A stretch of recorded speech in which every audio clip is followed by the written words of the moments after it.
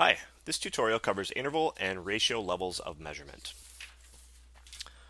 So quantitative data is generally represented using two types of measurement levels. One, interval level of measurement. Two, ratio level of measurement. So we're going to discuss, I'm going to give you a definition of both of these two levels of measurement, and then we'll look at an example of each. Okay, interval level of measurement is a measurement scheme where the difference, okay, remember difference means subtraction. So the difference between two values on an interval scale is meaningful. An interval scale has an arbitrary zero. Okay, so arbitrary means that on whatever scale you're measuring, the zero was just placed there by somebody arbitrarily. So not the zero isn't really of certain significance to whatever you're measuring. It was just arbitrarily placed there. Okay, now a ratio level of measurement is the measurement scheme where the ratio, okay, ratio is generally talking about division, of two values is meaningful. So the ratio scale does have now an absolute zero. Okay, so there is so absolute zero. The zero is placed there in a meaningful way. And if you do have that absolute zero, then the ratio of values is a meaningful measurement. All right, so let's start with just consider some temperature data. And what we're going to do is consider this on the Fahrenheit scale.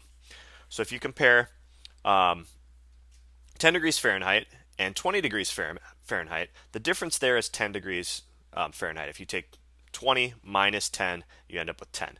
Now that is meaningful. That means that the temperature went up. If it started at 10, went up to 20, it raised 10 degrees. So since you can subtract that difference and that difference is meaningful, we can say that this is an interval scale of measurement.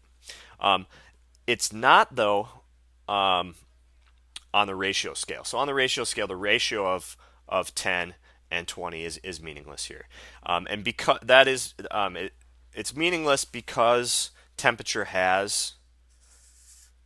in Fahrenheit has an arbitrary zero. 0 degrees Fahrenheit was arbitrarily placed there.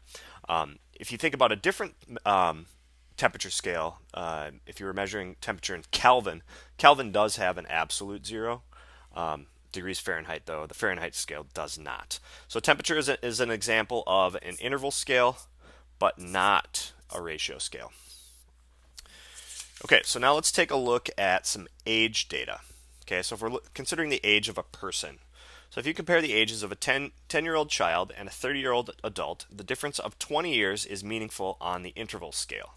Okay, so age can be measured on the interval scale, or it's an example of measurements on an interval scale.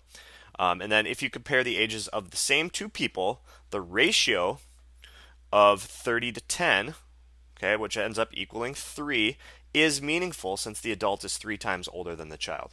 And we can say that because age does have an absolute zero. Okay, an age of 0 is meaningful to what you're measuring. That's birth. So age is an example of ratio scale. Okay, age is actually interval scale and ratio scale, but it is a measure of ratio scale, whereas temperature was not. So that has been the tutorial on interval and ratio levels of measurement. Thanks for watching.